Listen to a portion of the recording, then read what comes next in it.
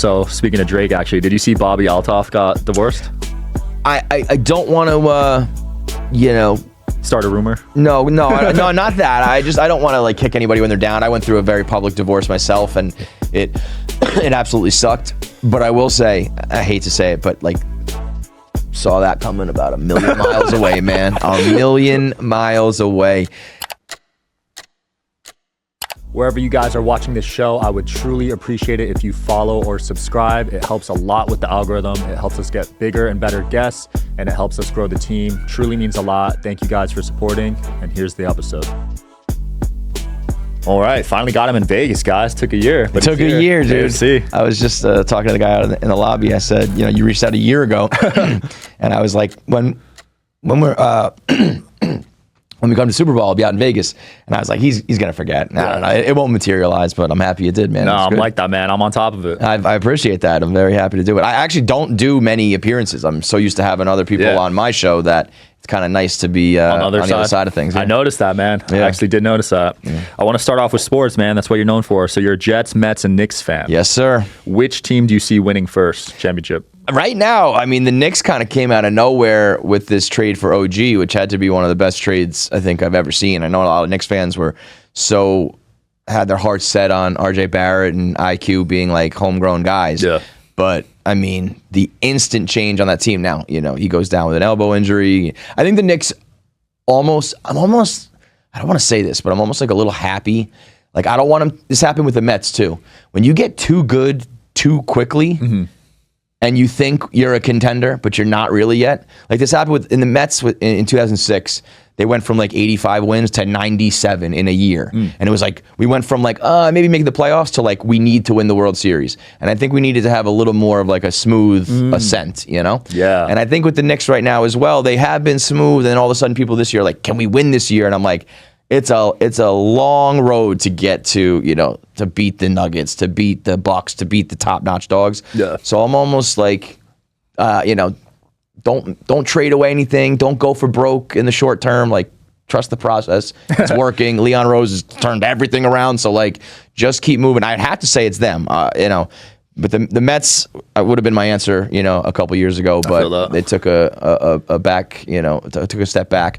I still think Steve Cohen will, when the time is right, just drop the wallet on the table. Yeah. I think he's biding his time, waiting for the right time. The Dodgers right now are just like dominating everything. So I feel like, and I guess you could say, right now for the first time, it's not all that bad being a Mets, Jets, and Knicks fans because you got Aaron Rodgers coming back, hopefully. So at least there's a little bit of hope, but in my experience, I'm 38 now. So, let's say about 30-something years of a cognizant sports fan. Yeah. Anytime I've gotten hope is when I just get crushed. 30 so years. I try to, it's getting up there, man. Like when you can start, you start watching and really understanding sports around like 8, 9, 10 years old. So like 3 decades of getting my hopes up, or this is the year. Yeah. And I always say for guys like me, what are you a fan of? I was a Giants fan when I lived in Jersey. Okay.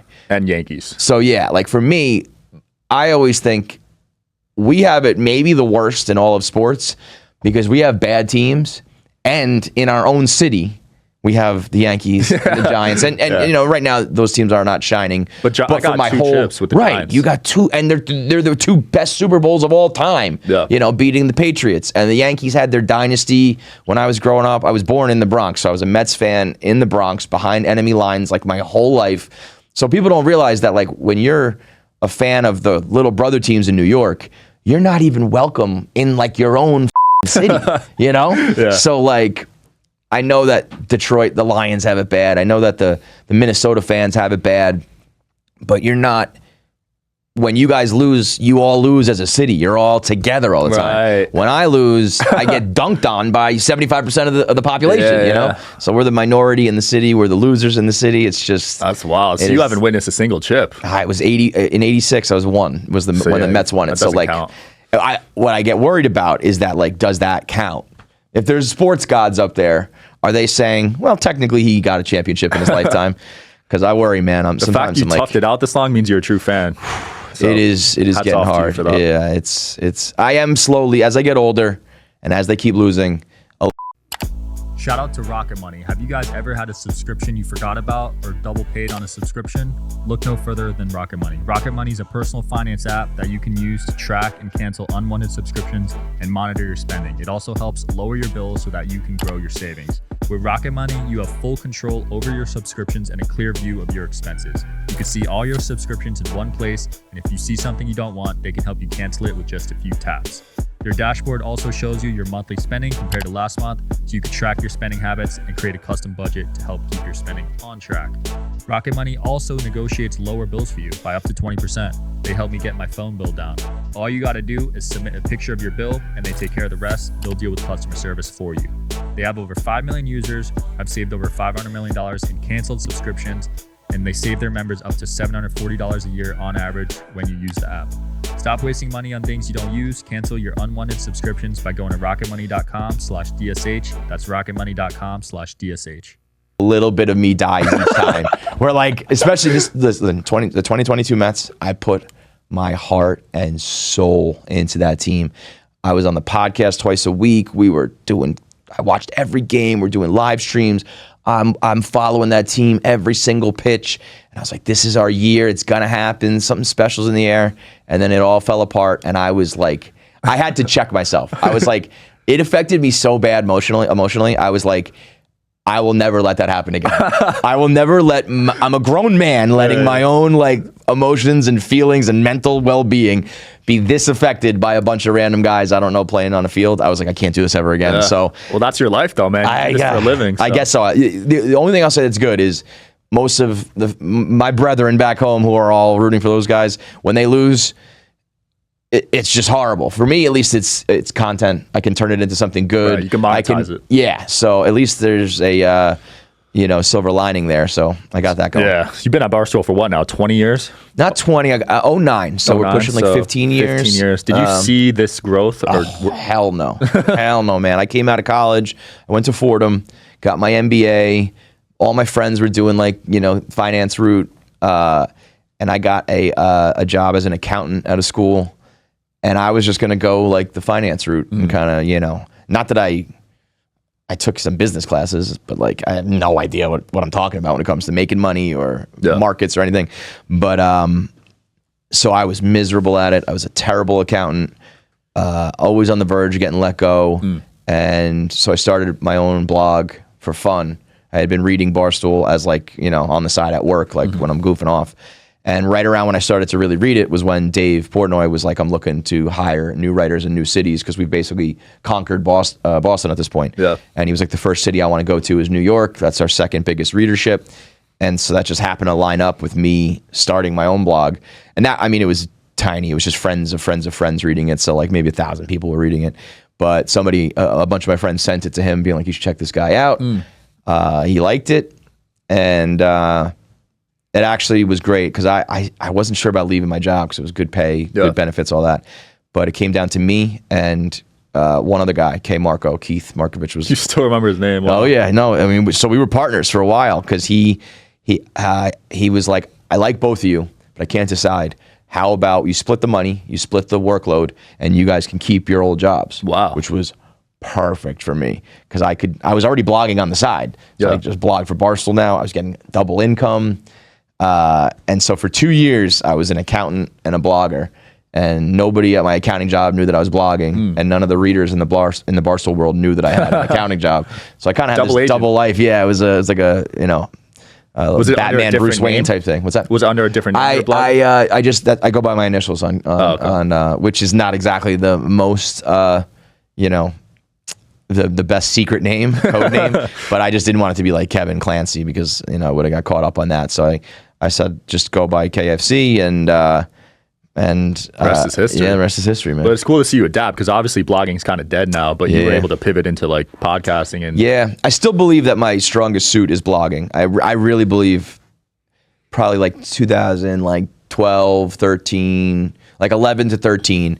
I feel like that was your peak. Oh man, I was MVP of the league at that point, man. I was blogging. I was like just seeing the Matrix, But yeah, I knew I put all my eggs into the podcasting basket. Yeah. We started the podcast in 2012. Wow. That's early, man. That's like Rogan days. Yeah, Rogan, Kevin Smith, Combat Jack, there's a few guys. Bill Simmons were ahead of me as far as big names, but I'm up there. I'm up there as far as the early adopters for sure. And I didn't even. It's the worst podcast name in the world. KFC Radio. It's so bad. I never thought. Again, like you asked, did I see this happening? To answer your original question, no. I was just kind of like around. My whole thing was I just want to get out of the cube life. Yeah. So once Barstool was solid enough for that, Dave gave me, it's probably 50 grand. I was like, I'm good. I don't know. Everything else after that is icing on the cake because I just don't want to go back to that miserable corporate life.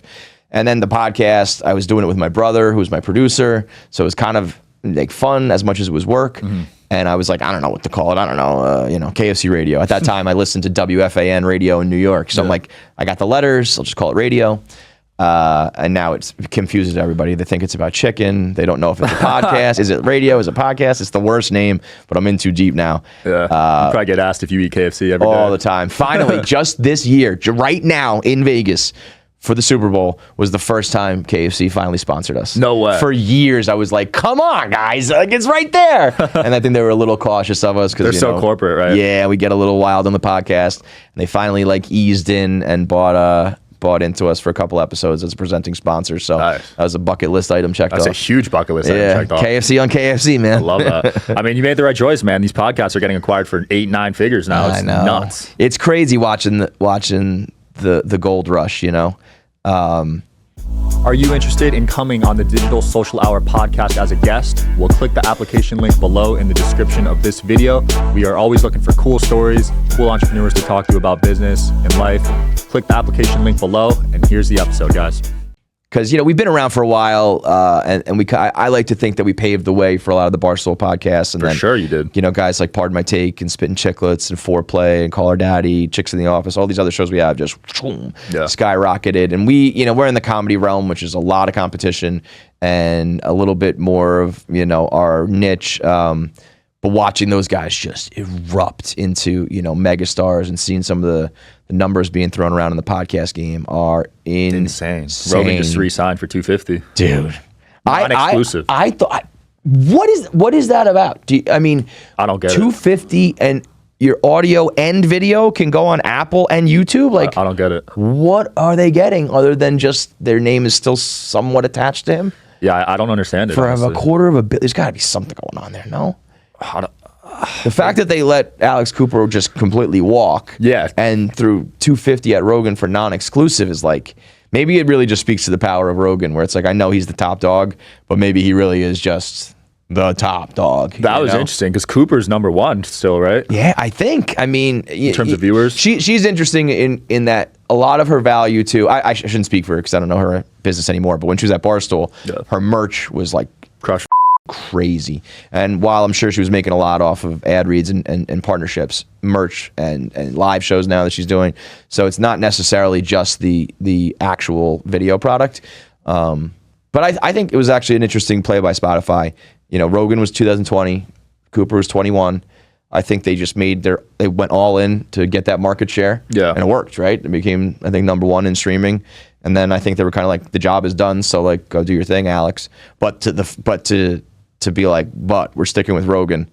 And imagine that. You go to the table and you're just yeah, $250, but I can still post it everywhere. And they say, okay. Nuts. It's crazy. But Cooper won too. She still made $60 million, and she gets to walk away now. And now to have all your rights back, if she does YouTube right, she'll be. I think Spotify did retain the video on that, actually. Oh, they did. Okay. But when the day that she can be fully independent, and she negotiated the IP from Barstool like a gangster. And the day that she can just be on YouTube, if they do that correctly, she's gonna take over the world anyway. But even more so, Yeah, I know your Drake post went viral. What did you think of? That whole incident.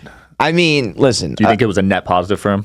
See, yeah, that's the thing. It's easy to say that as a couple guys sitting here who did not have a video of them masturbating. It's I don't think it's the worst thing in the world when you are a single guy. And the world finds out that you got an absolute hammer.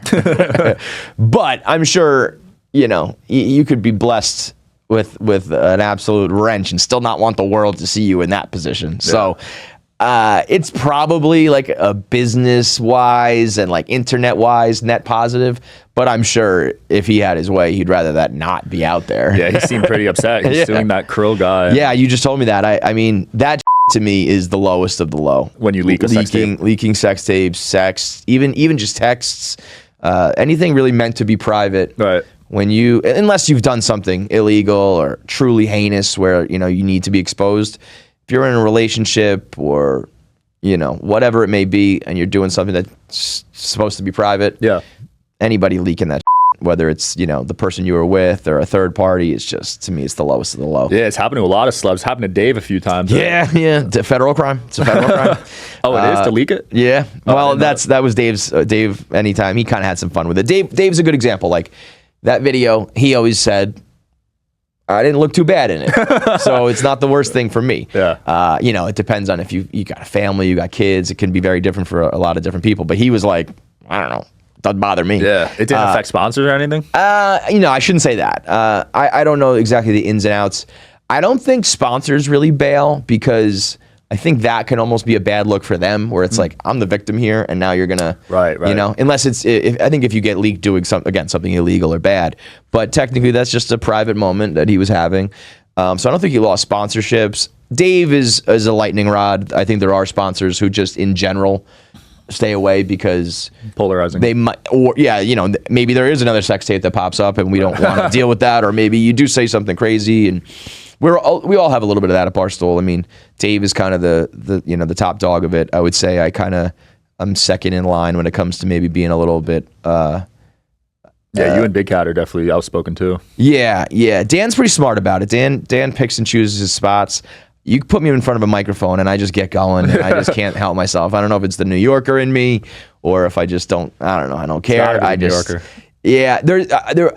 I reached a point, it was probably 3 or 4 times that there was a legitimate attempt to, quote unquote, cancel me or whatever.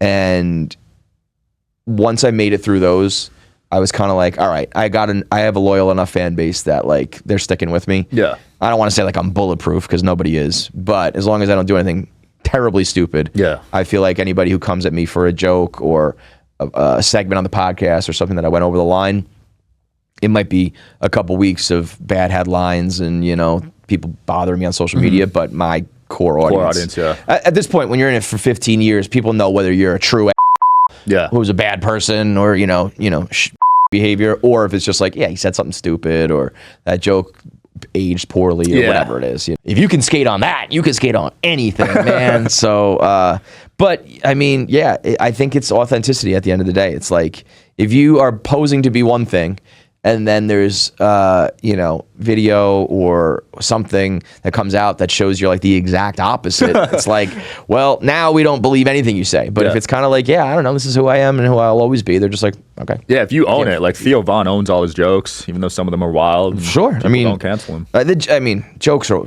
If you get bent out of shape about jokes still, I don't know what to talk about. You guys had your moment, for the last 5 years or so, getting upset about jokes. I think the world has finally kind of come back around a little bit on that, We couldn't even say gay jokes for a while or use certain words. And it's again, if you don't look at the context or intent, it's you're viewing it through the most childish lens in the world. It's right. Why does that not matter? Why? Obviously, certain words and certain things are completely out of off limits. But anything else is did you listen to the whole conversation or did you listen to the context it was said in? Yeah, you could clip out any 5 seconds of any interview and find something terrible. And especially, I've done, I don't even count episodes. So 2 or 3 episodes a week for 15 years. Jeez. You're talking a couple hours a day, a couple hours an episode. I'm going to say dumb shit. I'm going to be wrong. I'm going to age poorly. I'm going to, all that shit. So when there's these new podcasts who have been around for a minute and they're throwing stones, it's well, give it a decade and go through a couple different, political administrations, go through a couple different, movements of paradigm shifts and whatnot. And you'll probably sound stupid 10 years ago too. For sure. Athletes get in trouble for their tweets from 10 years ago. All the time. And it's I think, you don't want to be a flip-flopper or a phony But if you haven't changed in 10 years, if your sense of humor is the same at 21 as it is at 31 as it is at 41, you're probably a douchebag. So you're not evolved. Yeah, you gotta grow a little bit, and part of growing is also being wrong or changing styles or whatever it may be. Absolutely. So speaking of Drake, actually, did you see Bobby Altoff got divorced? I don't want to start a rumor. No, not that. I don't want to like kick anybody when they're down. I went through a very public divorce myself, and it absolutely sucked. But I will say, I hate to say it, but like saw that coming about 1,000,000 miles away, man. 1,000,000 miles away. And not even, I know people speculate that like her and Drake hooked up. Yeah.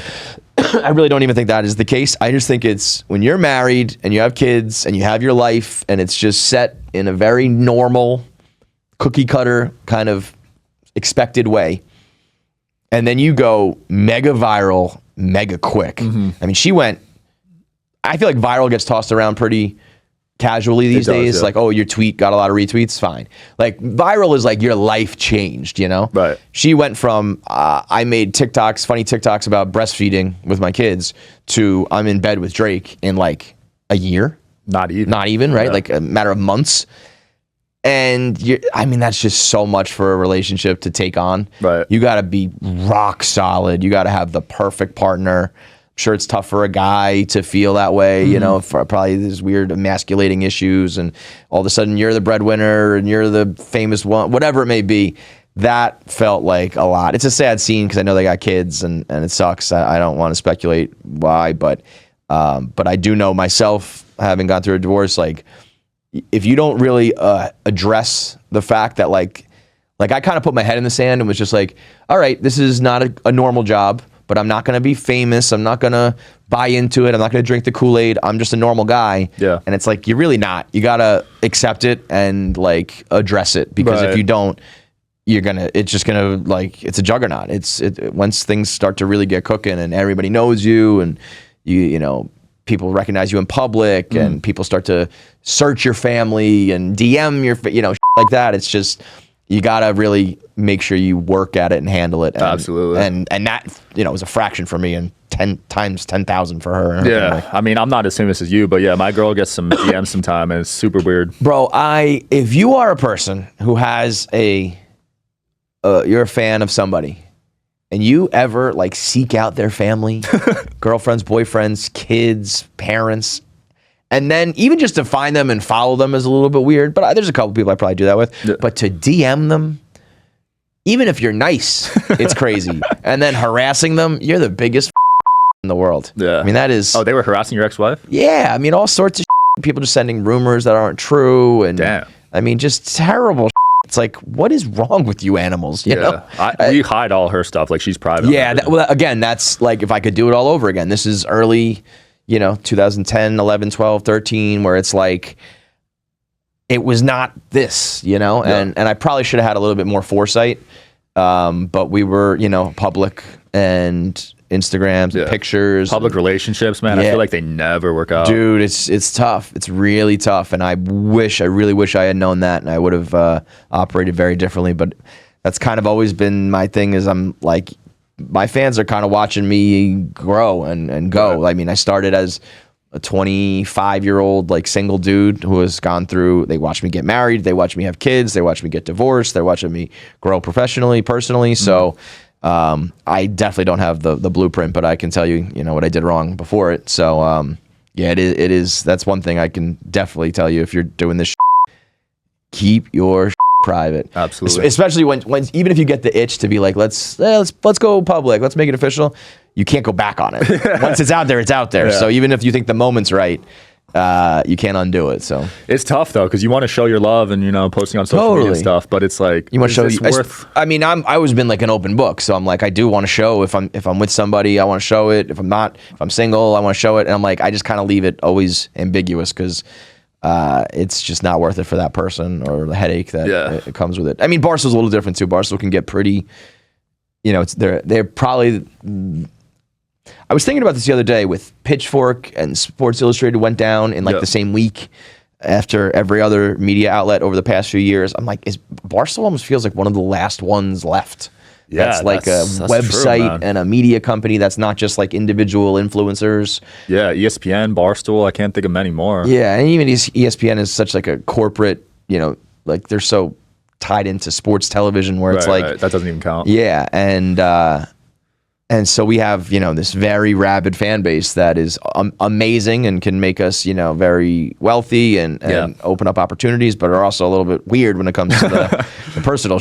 So you got to give and take. Well, it's because all your lives are filmed, right? You're filmed at the workplace, so they're like invested in your life. Oh, totally. I mean, it's almost like sports in a way. Like you have the guy, like the teams you root for, the guys you root for, the shows you like, the people you don't like. You want to see your guys succeed. You want them to be bigger than the guys you don't like. Right. New players come in almost like rookies. There's the veterans. It's almost it's a little bit of sports, and I say it's almost like a little bit like Kardashians for guys, Yeah, whenever we talk about that pop culture Bravo type shows or the Kardashians, guys are always like, who cares? And I'm like, you realize you do that with us. Yeah. You gossip about us and our personalities and what we do. So don't act like you're above it, man. Absolutely. You guys must have one of the biggest podcast networks in the world because some of your shows we literally do. It's I remember when that first started.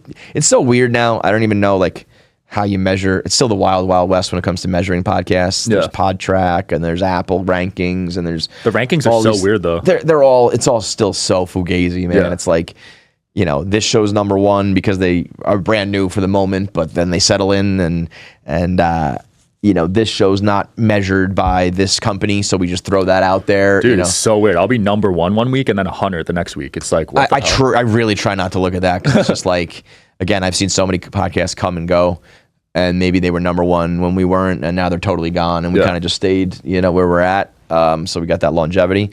But yeah, I think literally we're, I think for sure like top 10, maybe top 5. Some of your shows are getting millions in episodes. Yeah, it's nuts. Caleb's crushing it. Caleb is one of the most recognizable people on the internet. Bussin' with the boys. Bussin' is well on their way to kind of doing that McAfee thing. Yeah. Part of my takes, obviously, like Top Dog and King. We got Chicks in the Office in the female space. Yeah. Dave's got his show too. Right? Dave just launched another one with Ryan Whitney from Spittin' Chicklets, which is another juggernaut of a show. They've got their own liquor. They're dominating the NHL. Brianna Chicken Fry is probably going to be bigger than all of us combined when she really starts to hit her prime. It's always the girls, man. They crush it. It really, it's almost, I'm jealous of it because I watched those girls come up, and I actually feel like out of all the male shows at Barstool, KFC Radio probably has the best split of male and female. Okay. I think most people think Barstool is like 95% men, and it's really not the case. But particularly with KFC Radio, I think we're close to like 60-40. It's almost like half and half. That's impressive. Maybe like 70-30. But even still, there's a very big chunk of girls who watch it. But when they finally got actual female shows to relate to, they were just like so happy and relieved. I think that's why Call Her Daddy, became the phenomenon it was. And then all these live shows that the girls do, I mean, the fans show up with signs and they dress up and they're screeching and screaming for them. They just love them.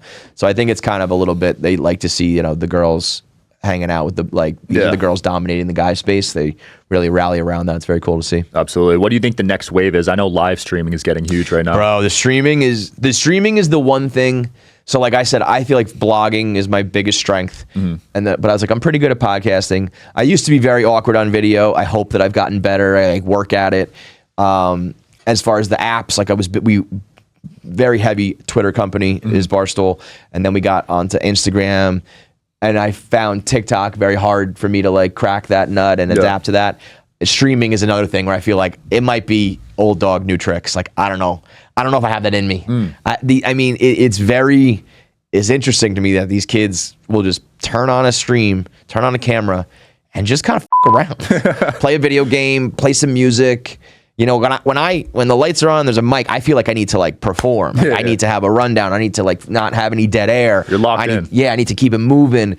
And the wave is much more just chill, and that's very foreign to me. So I don't know if I have that in my bag. The deals that are being signed in that space are crazy, nuts. Man. So do you think like all the Aiden Ross that happened the last couple weeks feels part of me is like, it could be real because these guys are making money hand over fist, and we're talking about rappers and streamers who all are very famous now. But also a lot of it tends to be like, it could be very scripted if you wanted to. Yeah, you know? there's so many coincidences. Some of them have to be scripted, right? Yeah, and like, you know, handing a duffel bag of cash to Playboy Cardi for $2 million. I'm like, is that real? Like, was he going to take that? Was Kick going to sign him to a $2 million deal? And they said, hey, let's make a spectacle of it, you know, like that. So I'm a little bit skeptical because I've seen every wave on the internet, and I know which ones, you know, are real and stuck around, and I've seen which ones have been fake and kind of faded out. They're eating at Twitch though. Kick and Rumble. Didn't Barstool sign with one of those? Yeah, we have a deal with Rumble right now for the year. All of our shows now live on Rumble. Oh, all of them? Yeah, so you can't post on YouTube? No, it's not exclusive, but it's like everybody. It's kind of like almost like a right of first refusal. Like everything goes to Rumble first. A little bit of an exclusivity period, so it's not a full exclusivity, but they get a little preferential treatment. Yeah, I mean, Twitch was top dog, right? And I feel like, you know, Kick kind of. Where's Kai Cenat? Is he on Twitch? He's either on Kick or he's on. He got banned on Twitch. Right, that was the thing. I feel like Twitch got a little too big for their britches, where they were like, they banned Aiden. Right, and I think that was a bad move. I think there was a couple guys who did some up stuff that I understand. Yeah, especially they got a younger audience, right? But there was a couple like things that were like, that wasn't, you know, the best, but not ban worthy. Yeah. And then you go to a competitor, and next thing you know, you lose that market share. Lose it, but there's too corporate because Amazon owns them, and I think Barstool has done a great job at being independent, right? No one tells Barstool what to do. We've had two companies that two like corporate groups that, you know, bought into us. We had the Chernin Group, which is a production company out in LA. The initial time that we got like real money. Yeah. And they were amazing. They were like hands off. They very much understood if you buy into us but then change the people, what's the point of buying Barstool, you know? And then Penn was a casino conglomerate out here and all over the country. And once gambling got legalized, that was a big time accelerator. I think Dave always said he's like was waiting for the legislation to change on gambling. Yeah. And he thought it was going to happen, 10, 20 years down the line, and it happened like within 5. And so they bought us, I think the final number was like 640 million. Damn. To work with their sports book and promote their. How crazy was that for you? Wild. we used to talk about like almost as a pipe dream. Like, hey man, wouldn't it be crazy if one day we sold this thing for like $100 million? Yeah. And I used to be like, no way. Yeah. And then I'll never forget, Dave was like, can you grab a coffee tomorrow morning? It was at the Super Bowl in Miami, so like 4 years ago, whatever it was. And I thought I was in trouble. I think I had just sent a tweet that was going viral for the wrong reasons. And he had texted me the night before being like, why the f*** did you send that tweet? And then he was like, let's go get a drink, or let's go get coffee. And I was like, I'm out. Like, he's never, I've gotten like slapped on the wrist, but he's never been like, we have to talk about this. So you thought you were getting fired. I was getting in trouble. And then he was like, so we've been sold. And I was like, and he kind of paused and he was like, the number's pretty good. And I was like, word? And I think initially he told us it was like 450. Yeah. And then there was like a bonus. Yeah, something if we hit certain numbers, went up to 600. So I think I ended up $600 million. And I was like, bro, for a guy who, again, like never thought I was going to be in media, never thought I would be famous, never thought any of that shit, never thought I would have a fan base of any sort of, to be a part of a $600 million ride is like nuts. Crazy. And you were there from early days, like early days. I believe I'm employee number 3. Damn. Dave is 1. He has his right hand man, Gaz, who was like, he was the original sales guy, who then turned into like our social media guy. He's kind of like all over. He was Dave's wife at the time. Like her friend. Okay. And so he was just kind of around. I wouldn't even count that. You're basically the first hire. Yeah, and I shouldn't say that because when Barstool was in Boston as like a newspaper, there was a couple guys who Rear Admiral wrote about hockey, Jerry Thornton, this guy wrote about the Patriots, Pete Manzo. There was a couple guys who were predated me, but once it was like Barstool Sports, the website, I was the first expansion content guy. Yeah. That is so cool, man. Yeah, it's a cool thing to be in on the ground floor of. I got lucky, but it was I don't know how I would have lived if I didn't have a job that I was like passionate about. You know? So it's been a fun ride it's been good professionally, but it's been good, a lot of opportunities, a lot of cool shit. It's been good. Love that, man. Well, what are you working on next, and where can people find out more about you? So right now we are kind of at a transitional period in Barstool. Big Cat went out to Chicago. Dave's in Miami. So I'm kind of the last one left in New York. And I'm trying to kind of rally the office there to put out some content. So I'm kind of trying to launch like a Barstool Originals idea where every month there's about 4 different videos coming out from the Barstool New York office with all the employees there that I'm kind of like overseeing, hoping that works out. Right now, my bread and butter is kind of in the comedy space. And we got a couple ideas for almost like a tiny desk at NPR, but for comedy instead of music that I really want to work with the new like up and coming comics in New York. I think that's going to be a big hit. But the podcast is KFC Radio. We've got Answer the Internet, which is our YouTube stream. My co-host, John Feidelberg, has a sketch show called Out of Order. And I'm on social media doing my 1 Minute Man videos, which are just like the news updates of the day. So I'm all over the place. It's KFC Barstool on all social media. KFC Radio is the podcast, and the streaming channels on Rumble and YouTube. So anything KFC, that's it, me, man. Yeah. Love it, man. Thanks for coming I appreciate on. it, bro. Thanks so much, man. Absolutely. Thanks for watching, guys. See you tomorrow.